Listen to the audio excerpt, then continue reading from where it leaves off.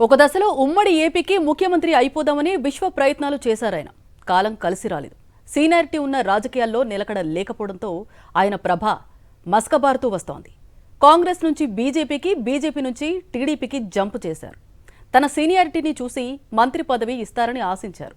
అయితే చంద్రబాబు నాయుడు ఆయన్ను పట్టించుకోకపోవడంతో తాను గెలిచిన నియోజకవర్గాన్ని ఓ టీడీపీ నేత చేతిలో పెట్టి షాడో ఎమ్మెల్యేకి పట్టాభిషేకం చేశారు. తాను చేయగలిగేది ఏమీ లేకపోవడంతో గోళ్లు గిల్లుకుంటూ కాలక్షేపం చేస్తున్నారు. ఇంతకీ ఎవరా సీనియర్ నేత? ఏంటా కథ? Watch it. గత ఎన్నికల్లో గుంటూరు జిల్లా సత్తెనపల్లి నియోజకవర్గం నుండి టీడీపీ అభ్యర్థిగా పోటీ చేసి గెలిచిన కన్నా లక్ష్మీనారాయణ కూటమి అధికారంలోకి వచ్చిన తరువాత ఎక్కడా వార్తల్లో కనిపించడమూ లేదు, వినిపించడమూ లేదు. ఉమ్మడి ఆంధ్రప్రదేశ్లో పెదకూరపాడు నియోజకవర్గం నుండి 4 సార్లు, గుంటూరు నుండి ఓసారి వెరసి మొత్తం 5 సార్లు ఎమ్మెల్యేగా గెలిచిన చరిత్ర కన్నా లక్ష్మీనారాయణది. 15 ఏళ్ల పాటు మంత్రిగా వ్యవహరించారు. దివంగత ముఖ్యమంత్రి వైఎస్ఆర్ అకాల మరణానంతరం రాష్ట్రంలో చోటు చేసుకున్న పరిణామాల్లో భాగంగా ముఖ్యమంత్రి పదవి కోసం కన్నా లక్ష్మీనారాయణ విశ్వ ప్రయత్నాలే చేశారు. కానీ ఎక్కడో బెడిసికొట్టి ప్లాన్ వర్కౌట్ కాలేదు. రాష్ట్ర విభజన అనంతరం ఏపీలో కాంగ్రెస్ భూస్థాపితం అయిపోయిందని గమనించి బీజేపీలోకి జంప్ చేశారు. బీజేపీ రాష్ట్ర అధ్యక్షుడి పదవిని సంపాదించుకున్నారు. నర్సరావుపేట లోక్సభ స్థానం నుంచి బీజేపీ తరపున పోటీ చేసిన కన్నా లక్ష్మీనారాయణకు డిపాజిట్ కూడా దక్కలేదు.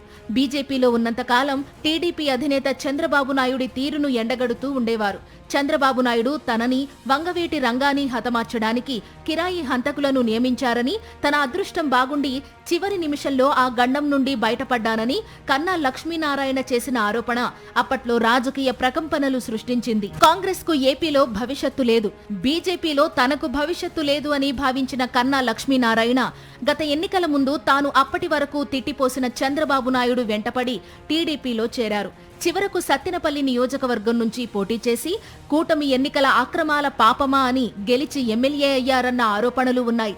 ఎన్నికల అనంతరం కూటమి అధికారంలోకి రావడంతోనే తనకు కీలక మంత్రి పదవి రావడం ఖాయమని కన్నా భావించారు.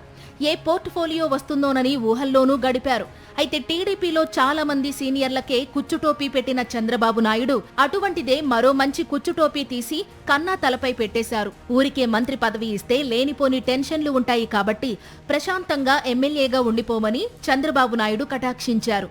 అలా ఎమ్మెల్యేగా కొనసాగుతూ వస్తున్నారు కన్నా లక్ష్మీనారాయణ. ఒకప్పుడు ప్రభుత్వంలో కీలక పదవులు అనుభవించి గుంటూరు జిల్లా రాజకీయాలను శాసించి ఓ వెలుగు వెలిగిన కన్నా లక్ష్మీనారాయణ గత ఎన్నికల తరువాత పూర్తిగా డీలా పడిపోయారు.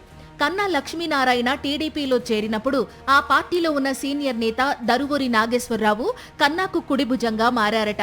సీనియర్ మంత్రిగా వ్యవహరించిన తాను కేవలం ఎమ్మెల్యేగా నియోజకవర్గంలో తిరగాలంటే నామోషి అనిపించిన కన్నా లక్ష్మీనారాయణ జనంలోకి రావడానికి కూడా ఇష్టపడ్డం లేదట. అందుకే తాను ఎమ్మెల్యే అయినప్పటికీ నియోజకవర్గంలో ఎవరికి ఏ పని కావాల్సి వచ్చినా దరువూరి నాగేశ్వరరావును కలవమని చెబుతున్నారట.